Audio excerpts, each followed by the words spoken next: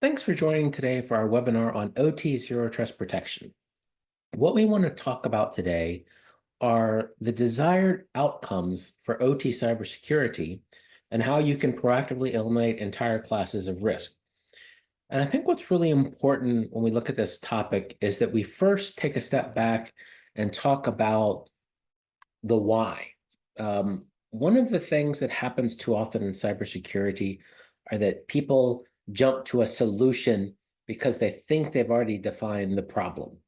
And what we want to explore a little bit today is how OT cybersecurity differs from IT, and really drill down to the core of the why, understanding the how and the what that comes with OT cybersecurity.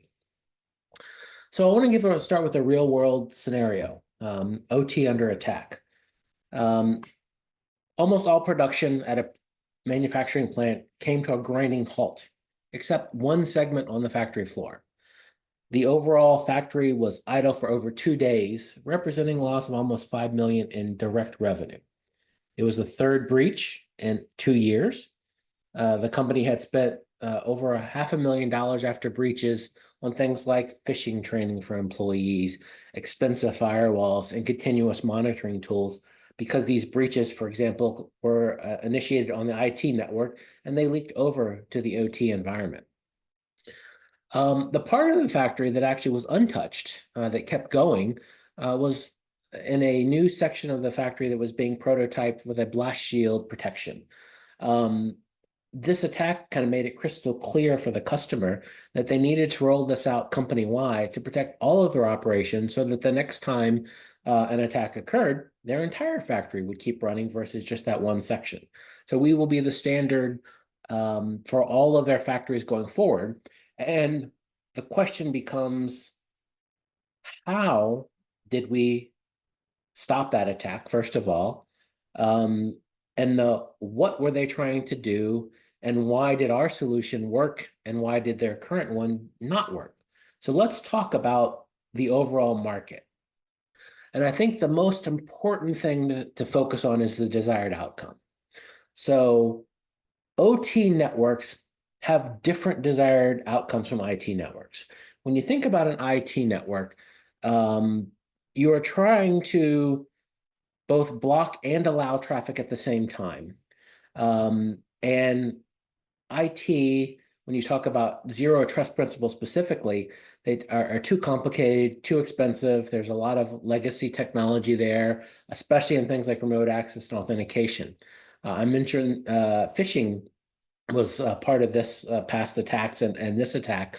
Anytime you're dealing with phishing and authentication of passwords, you have a problem nowadays. Not to mention some of the stuff we'll talk later about what Gen AI has done for phishing. A second part of this, I mentioned they spent a lot of money on monitoring tools. Well, monitoring tools do not protect you. They allow you to react and do forensic analysis after the fact. So monitoring tools, although they're very important and they're a critical part of the tool set that we're going to talk about going forward with the Zero Trust framework, they don't stop attacks, generally speaking. They are reacting to attacks.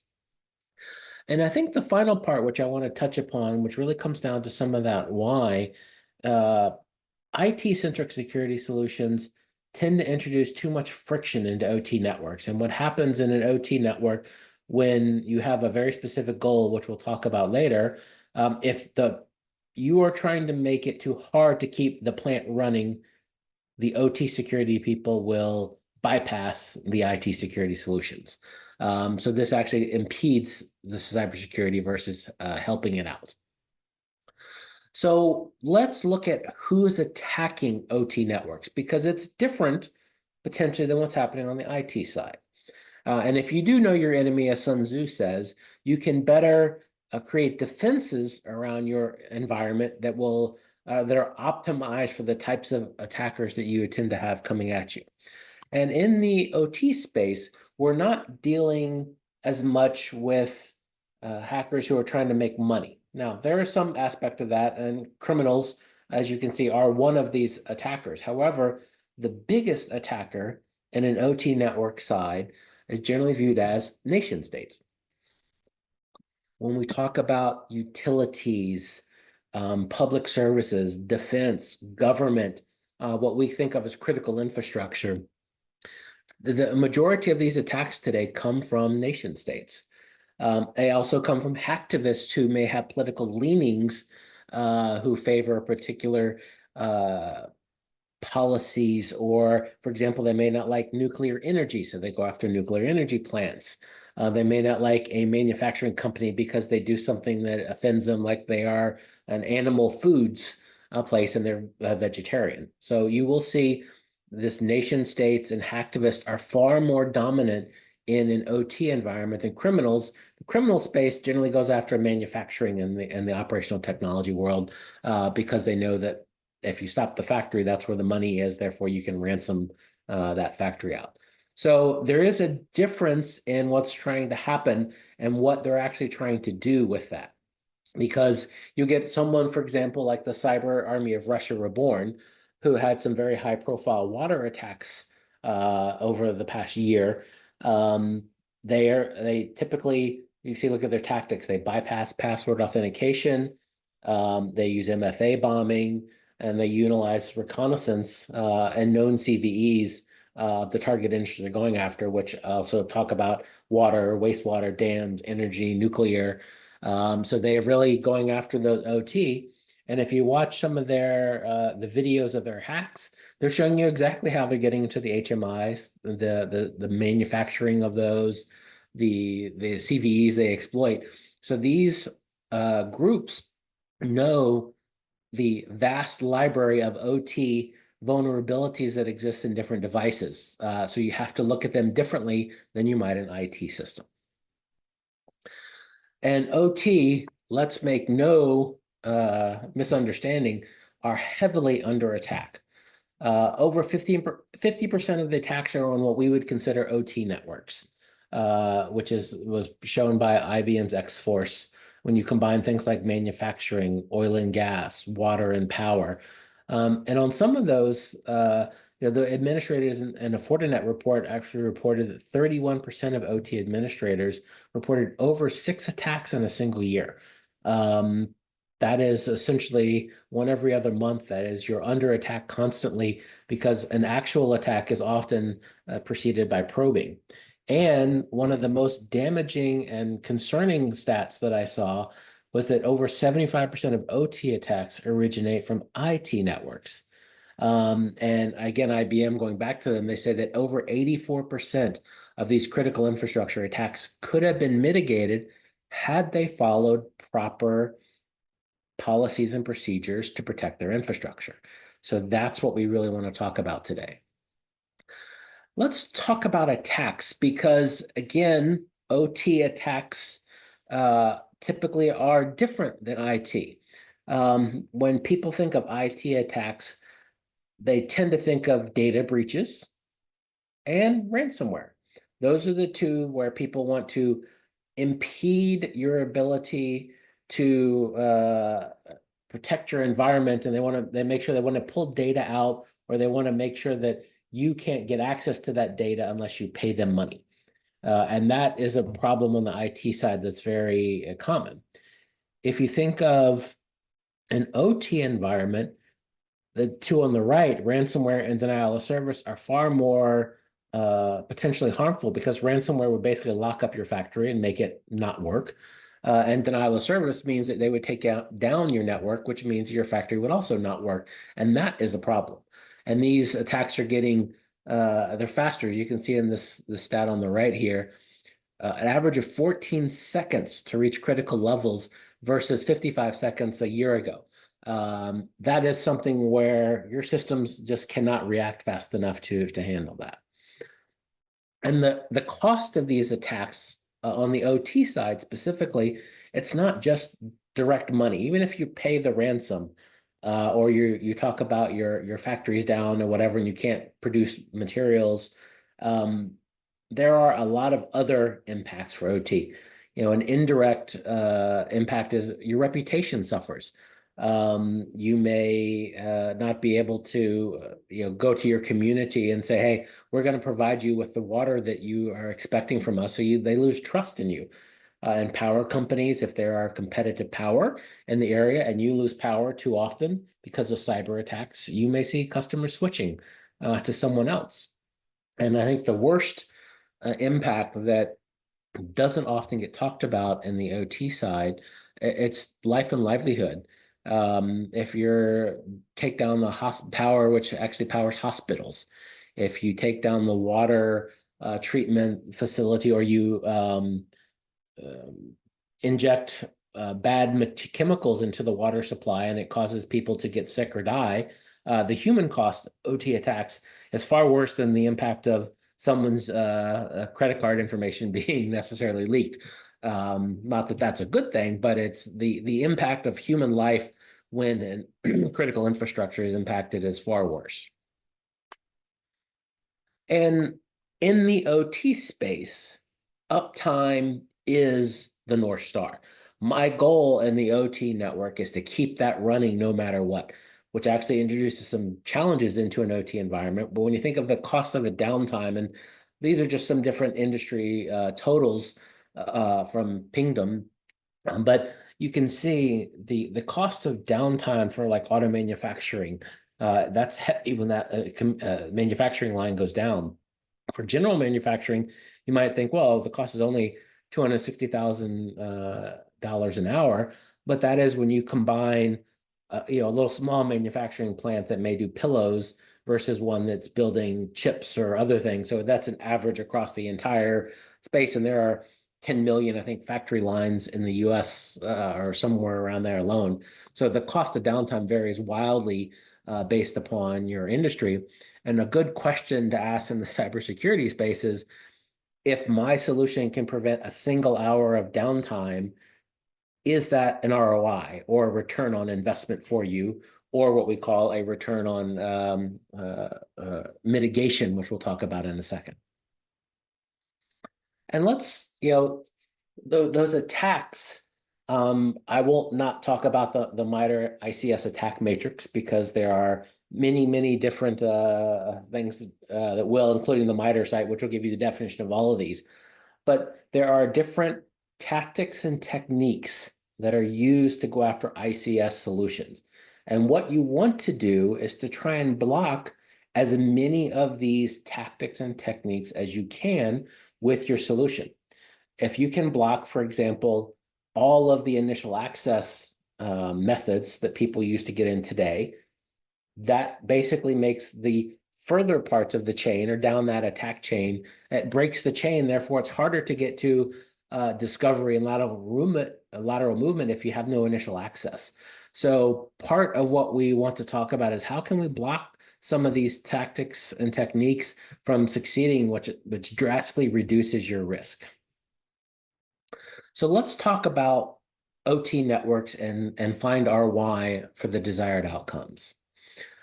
We'll start with the NIST Cybersecurity Framework 2.0, which has multiple aspects to it: the governance, the identify portion, protect, detect, respond, and recover.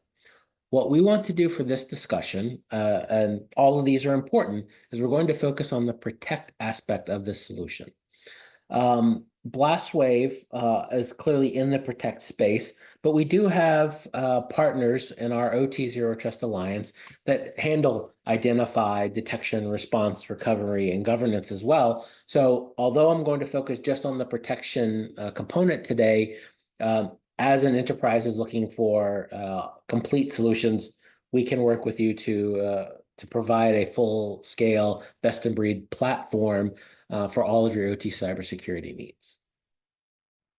So the OT desired outcome, which I've hinted at before, is to keep the network operational.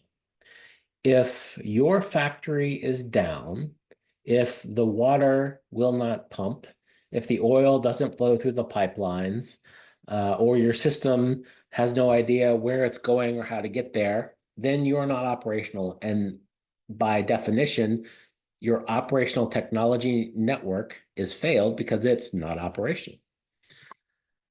So if we take and analyze the different requirements in the cybersecurity framework, and I'm not going to go through these in detail, We have a full white paper on this topic which we invite you to download from our website.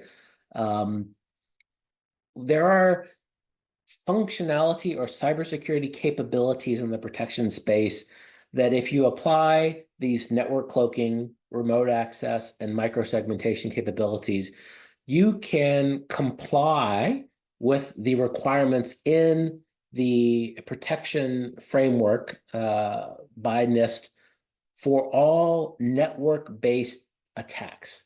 Obviously, physical access and training are a few other things in that. But one of the things that, for example, to note in the training section, which is pr.at, your cybersecurity solution should still be able to protect your network if the training fails and the user does something bad, or you should at least be able to minimize the exposure or damage that could be caused when a user does something incorrect or fails the policy. And that includes both users and to some extent, even the administrators of the system. So again, won't go into detail, invite you to check out the white paper, which will go into each one of these things in full detail. But the goal for protection is to block those attacks and techniques from a policy and governance perspective to make sure that your network is as secure as possible and you minimize your risk. And when you take a step back and apply that, how do we keep the OT network operational? First, we want to shield OT from external attacks.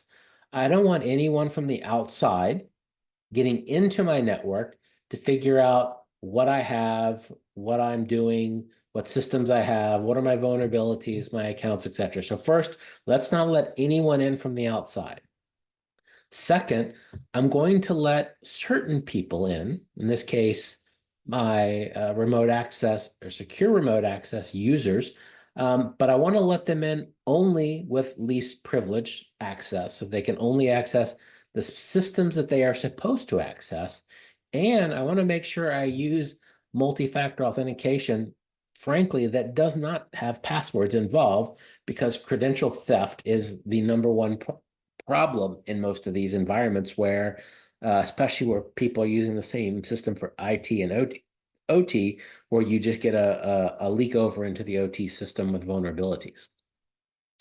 And finally, once someone does get in, and I talked about least privilege access, but I want to make sure that not only can users coming from the outside not go from system to system, but even on the inside of my network, I want to prevent lateral movement with microsegmentation. So that means an insider can't get from system to system by having even physically compromising devices. I can't get from a PLC to another SCADA system or something like that just by hopping across the local area network as well. So there is a software-defined LAN aspect to this as well. So if I can shield from external attacks, only let good identities into my network, and prevent lateral movement once people get inside my network, either from the IT or OT side, those are three very big factors that will eliminate a ton of those different tactics and techniques that we talked about in the MITRE ICS matrix. For example, initial access. If the desired outcome to prevent initial access is essentially a passwordless MFA that can't be hijacked or use MFA bombing, etc. Because according to a number of different sources, over 90% of successful cyber attacks begin with a phishing email. So if you take that vector out and most of the initial access capabilities out, you have blocked out a massive part of the risk in your network. For discovery, the desired outcome is to make reconnaissance impossible and have a minimal attack surface so that people cannot basically get any information from your network, and they don't have a lot of attack surface that they can use to find vulnerabilities. And part of the reason why, especially on the OT side, is that 78% of devices in industrial control networks are vulnerable to known CVEs. These are PLCs that may be 10 years old, or firewalls, which may have known zero-day vulnerabilities that are out there in the wild as well. So these systems are vulnerable. You do want to patch them, but you don't want to make them available to the internet. So there are some severe issues around that, and hiding them from the world is a big part of the security capabilities. And then finally, there is the challenge of the internal threats. 25% of attacks come from malicious insiders.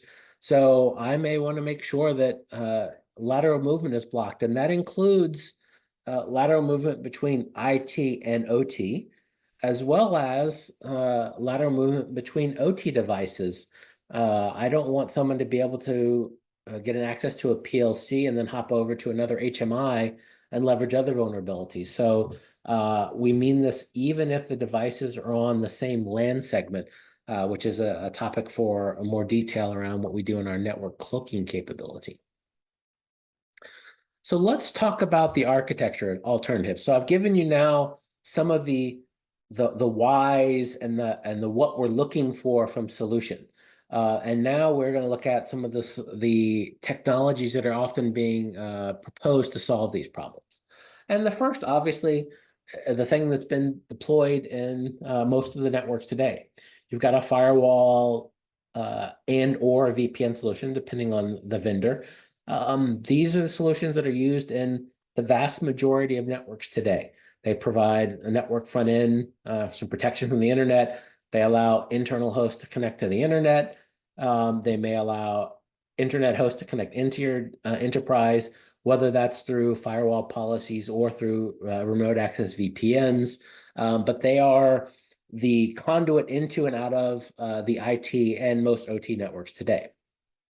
The issue is that these are often, especially in the OT side, these are complex and costly IT firewalls. They may have, for example, URL filtering and malware for IT systems when all of your OT systems don't even use the IT protocols. They may be using Modbus, for example. So these IT systems are too complicated and they do way too much. So you end up paying too much for them. They're too costly. Again, many of these systems have known CVEs, and often you will see use the same system in your OT network as you do in your IT. So the threat leaks from IT just boil right over into your OT environment. You also will see what's called privileged access management or PAM solutions. These are essentially secure remote access solutions designed to be agentless or clientless, depending on what verbiage they use, where you go to a web browser, might access the OT network through a gateway, essentially a PAM gateway with that browser. And the browser either is an RDP session into the OT environment, or you're actually proxying protocols through the PAM system, where I'm doing HTTP to Modbus, for example, to that interface, so that I'm actually talking a native protocol, not just a remote desktop. The issue with these systems is, often it would change the way the OT people work. It forces you through a web browser, which again also has its own security risk. And it's not uncommon that these are password accessed through the web browsers, and we all know browsers and can be compromised, and passwords can be snooped on systems through malware or other various hijacking mechanisms for browsers. So there's a lot of issues there, and they also typically these solutions don't really do any internal segmentation. So there's no protection for two OT devices to laterally move between them if someone happens to get access. So they only focus on the inbound north-south and not east-west, essentially. And then there is a very, what I would call utilitarian solution, which people think of as virtual air gap, which really are the next generation of like data diodes, which says, well, I'm not going to let anything in from the outside, but I will let some of the stuff come from the inside and go to other places, whether that's just to another site, which might be the site-to-site VPN with really no direct remote access, or I will let only this protocol go out from this device to a particular site or IP address, with the idea being that's the patching server or whatever. So it is there is a covert channel, so to speak, exiting out of these. The main issue with these solutions is they don't allow remote access, so I still need to VPN, and they're not really a firewall because you're only letting stuff go in one way, so you can't really control that if you need exceptions to that. So they're not a comprehensive solution, so they're typically only used in very specific environments where you're trying to block things off with no access. And then there's what we would call comprehensive protection, which is I want to meet the find your why, or the North Star, which is keep that operational technology network available by handling both external and internal threats, delivering the smallest possible attack surface, using the most secure authentication, and software-defined segmentation. So it's the combination of cloaking, secure remote access, and microsegmentation. With those three capabilities, you kind of meet all of the cybersecurity framework's protection requirements. And I won't go through this again. I invite you to read the white paper, which will give you more detail, but it talks about the issues with each one of these solutions and kind of how they deliver or don't deliver the different requirements for the desired outcome. And I think I will just highlight a little bit this number 5 one when I put, which is minimally disruptive. As I mentioned before, if a security solution introduces too much friction or tries to change the way people do work, they will find a way around it. And we have seen that exist a lot with some of these, both the firewalls and the privileged access management solutions, where in the firewall case, you may just see a very broad any-to-any type rule stuck in the firewall to make things work because they can't figure out why.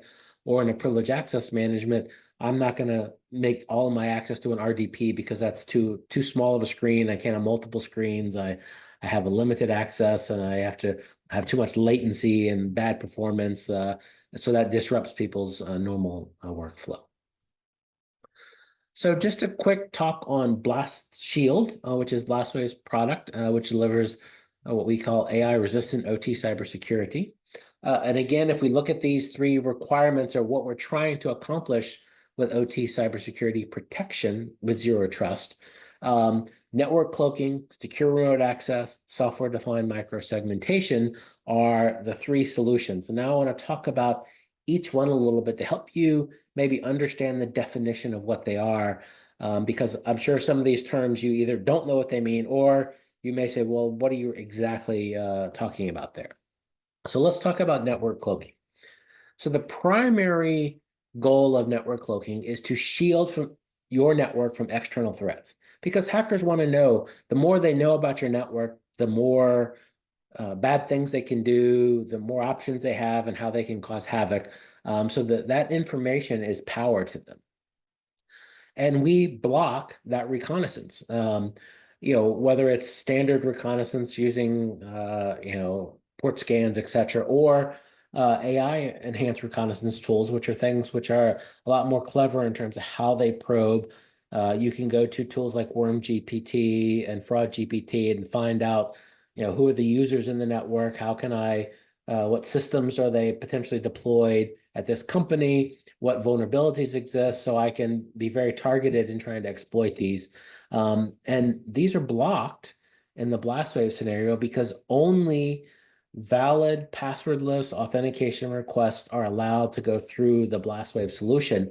So it pulls in a little bit of that secure remote access to say, if you are not an authorized identity coming through my network, all your traffic will be blocked, and I will not respond to it, so that it doesn't give you any information at all. It just becomes a black hole for a hacker. Cloaking some of the technical details. Only the single port for authentication is open to the world, doesn't respond to network scans. Essentially, it takes your internal systems and makes them virtually air-gapped from the internet. They can talk to other systems in the OT environment, but it will not cross the IT boundary, again, unless you allow it to, and it certainly won't go out to the internet. And we will hide these mission-critical systems behind our cloaking technology with either private to private IPNet or with secure agents as well, if that is desired, but it is not required. And essentially what this results in is that Zero-day or known CVs can't be exploited because the attackers can't get to those systems and they don't know what's behind there. So that complete blockage of all known systems gives you a huge benefit when it comes to clearing out the noise of attacks. The second one we'll talk about is secure remote access. Now, I say secure remote access, but the slide is secure access. And the reason why is that there are many OT environments where all access is remote access. Think of oil and gas pipelines where there are hundreds of miles of pipeline with sensors on a regular basis that there's no one who's going to go replace those, or remote pumping stations or remote oil wells or drill heads. And you want to make sure that no one can get into those systems except those that do. So remote access is not an option in many environments anymore because that's the only access that people may do, because you're not going to walk out and touch the HMI for the system. You're only going to access it remotely. So we block that initial access that last way with our passwordless biometrics MFA. It blocks this initial access vector, which makes you phishing resistant, which is a huge benefit because it means your credentials can't be stolen. But by forcing what is essentially the strongest MFA out there today, which is a combination of the device you're accessing, the biometrics, and the who you are, as well as knowing what system and who to connect to through a blast shield gateway. That is the strongest possible MFA that's out there on the market today for OT environments. And again, going to the multi-factor authentication, it could be things like the time of day or when you're allowed to enter the network as, they say, a contractor, for example. Something you have might be the device in your hand, your phone. People are very used now to waving your phone to pay at stores. So people have changed their patterns to now the phone has become a central part of their life and is always with them. It is strong. They trust it to deal with banking information. So let's use that same technology here, because now I have my phone, and not only do I have my phone, but I need my fingerprint or my retina scan or my face scan to actually authenticate myself to my phone to start that. I also need to know what system or how am I going to authenticate, or what's the connection I need to make as part of that, which again, that just knowing that you have a client doesn't tell you what I need to connect to outside of the network, and even potentially the location. So maybe I won't allow connections from countries that I consider hostile, or I only allow connections from people places that I know my remote workers are. So you can use MFA multiple aspects of it, not just a username and password, which is something the more you do, the better off you are. And in that secure remote access, again, just to be clear for what Blast Shield does, we have a separate client and the authentication. So you actually have a VPN client that goes on your laptop, and you have an authentication software that's on your mobile phone. And when you launch your VPN, it uses your mobile device to authenticate. Again, using that same technology that Apple Pay and Google Wallet use for their authentication. And it requires both the mobile device and the biometrics to authenticate. So even if I, steal your eyeball, I still need your phone to get into the system and authenticate, because I can't just have your biometrics and send them over. I need the device, because that's part of the handshake of that as well. And what we do is we create a encrypted peer-to-peer tunnel mesh between all of the Blastwave gateways and agents and the clients that are connected to that, which means that the only connectivity that is allowed is from someone that is authenticated through this service. And the final aspect is microsegmentation. And I'll use the analogy again. If I go into a bank and I get into their bank vault, I still, even though I've gotten through all of that security in the bank, I'm not allowed to access all of the lock boxes here. I have my key, and I also need someone else's key to get in. So again, this is really enforcing that least privilege access to not let someone go into this vault and take all of the information or even multiple lock boxes. I can only get the ones that I'm allowed to go into. And this allows us to block lateral movement. So you can't just hop around the network and do a living off the land type environment, which is very popular amongst a lot of the nation state hacking groups, because they want to hang around in your environment until the time when they determine they can do the most damage or it matches a political goal of theirs at the same time. So blocking this lateral movement is a huge benefit for both external hackers as well as internal users, which is something, again, that most of these IT-oriented systems don't do any internal bad user essentially protection. And we do this through software-defined microsegmentation, or for those that are familiar with it, software-defined LAN technology, which means that you connect your layer 2 switch to the blast shield device, and it will restrict layer 2 connections between devices unless they go through the blast shield first, which means that we have the ability to actually stop even layer 2 traffic between devices. And we can add on top of that layer 2 segmentation a layer 3 segmentation by doing private to private IP NAT, by putting a layer of protection and cloaking on these devices to say the actual IP address is X, but publicly and to the rest of the LAN and WAN, we're going to say this is the address. So it forces all that traffic to go at layer 3 through the blastwave system. So we are providing both segmentation protection at layer 2 and layer 3. And the policies to do this, it sounds very complicated. It sounds confusing. It's actually very easy to just import in groups of devices and users. You divide them up and say, these devices can talk with this protocol. These users can talk to these devices with these protocols.